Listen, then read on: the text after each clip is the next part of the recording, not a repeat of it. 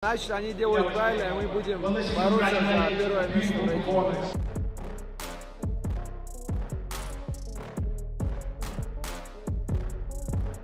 What's up, fight fans, and welcome back to the channel. Today, we're diving deep into the whirlwind of speculation, call-outs, and championship dreams surrounding one of the most dominant forces in the UFC, Islam Makhachev. The lightweight king has his eyes on a second belt, but a new challenger has emerged, not just for a fight, but for his claim to the throne as the best pound-for-pound fighter on the planet. Ilia Topuria, fresh off a spectacular title win, has shaken up the rankings, and now it seems a collision course with Makhachev is inevitable. Что ты думаешь по поводу того, что тебя сместили внезапно с первой строчки pound for pound? Ну, это маркетинг. Они делают это специально, чтобы разогреть этот бой. Ну, у людей уже есть интерес к этому. Значит, они делают правильно, и мы будем бороться за первое место в рейтинге. This ambition isn't just about reclaiming a spot on a list. It's about legacy. Makhachev is fully locked in on his goal of becoming a two-division champion. He was recently seen at UFC Abu Dhabi, signaling to the crowd that he plans to hold two belts in the near future, adding another layer of anticipation to his next move. The collision with Topuria seems to be the fight that makes the most sense from a storyline perspective, pitting two dominant champions against each other at the peak of their powers.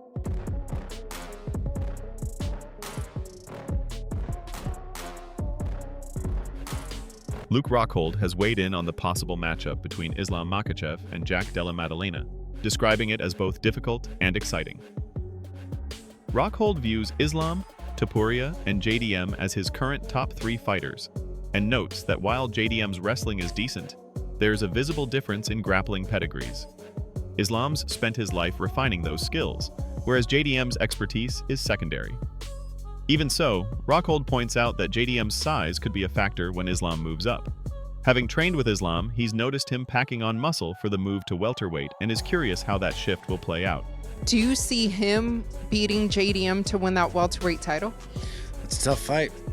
That's a very tough fight. It's going to be interesting. You know, I think those are my three favorite fighters in the UFC right now. We go Islam, Topuria, and JDM. He's fun to watch. So, I mean, that's going to be a great fight.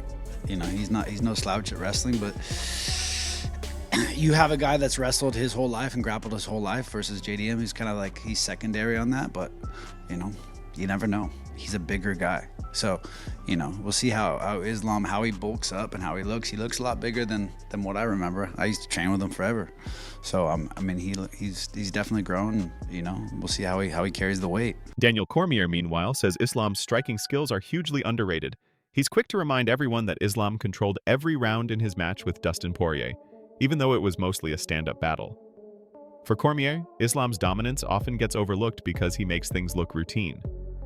Cormier also feels that the more intriguing opportunities for Islam now exist at 170 pounds, where potential opponents carry real size advantages. Islam. He's a much better striker than people give him credit for. He won all the rounds against Dustin Poirier in a fight that was pretty much all striking. Everybody's like, wait, Dustin Poirier fought him so well. He did. It was literally 5 rounds to 0 and he got submitted. It's almost like Poirier got his licks, but he got dominant. He got beat because Islam's been so good, people judge him differently. I think there are way more interesting fights for him at 170 because of the size difference than there is at 155. Because right now, when was the last time he had finished someone? He finished Charles for the belt. Volk. He fought Volk.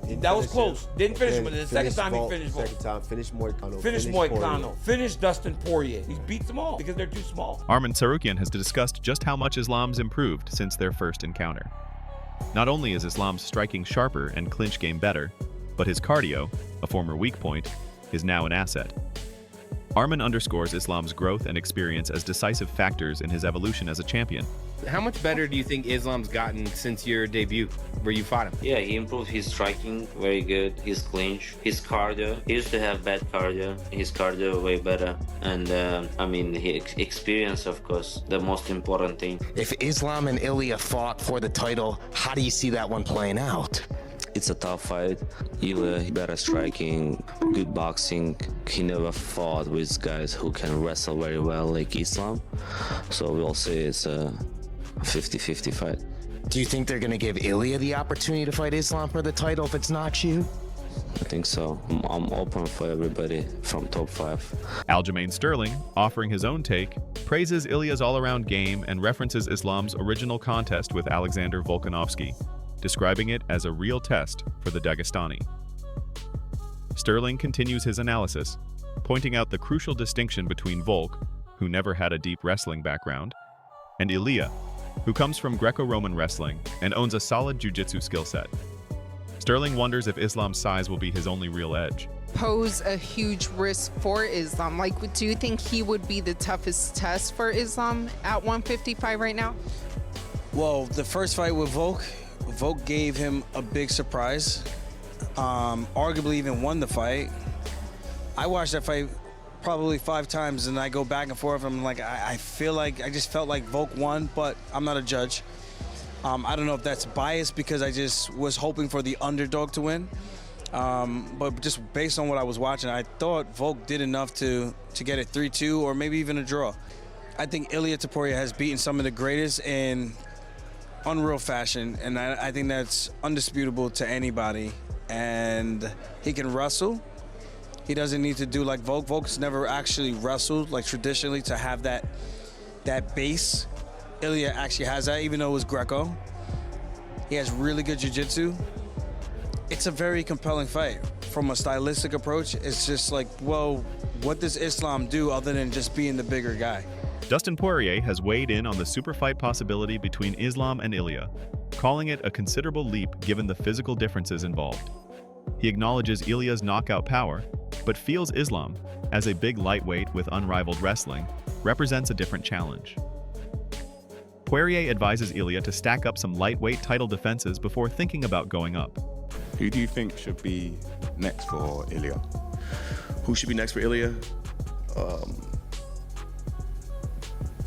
55 has always been so cloudy at the top. Maybe Gaethje. I think him going to 170 to fight Islam, if Islam wins, is a stretch. You know, Islam's big, man. I've never seen Ilia in person, but he seems smaller. I know obviously he can knock anyone out. I do think if they fight, Ilia can knock anybody out from 45 to 170. He has the skills, the power, the technique, and but we've just never seen him in there with somebody that big and somebody with that caliber of wrestling. But I think he should defend the 55 title a few times before that's talked about. We'll see. Michael Chandler, breaking down the Islam versus Ilia matchup, cites Islam's clear physical advantage. He gives Ilia the nod in stand-up exchanges, but warns that if Islam gets a takedown, the fight could swing dramatically. Nonetheless, Chandler narrowly favors Islam due to his experience and championship record. If Islam fights Ilia, I think there's definitely a size difference. I think Ilia is a lot smaller than Islam. Islam is a big lightweight, a tall lightweight, and he's good in every area. However, Ilia's definitely got the edge in the striking department, and Ilia is very, very, very patient. Now, if he's able to not get taken down and he's able to just patiently break down Islam with those big shots that he lands, the big punches that he lands, it's going to be a good night for Ilia. But I think if Islam gets his hands on him and gets him taken down, grappling with 145-pounders is a lot different than grappling with Islam, who is one of the best grapplers that we've seen in a very long time. He's strong, he's great at doing damage and getting good positions. I'd have to give the edge to Islam just by size, by strength of schedule thus far and defending the belt, but I wouldn't count Ilia out. Turning to Jack Della Maddalena, Khabib Nurmagomedov has surprisingly identified him, not Ilia or Charles, as Islam's biggest threat. Khabib highlights Jack's presence, power, hands, and grappling as the reasons he's the one to watch, even saying preparations for Jack would be more taxing than for any current lightweight. Что Мадалена самый сложный соперник в ислама карьере. Это мое мнение. Ни Чарльз, никто.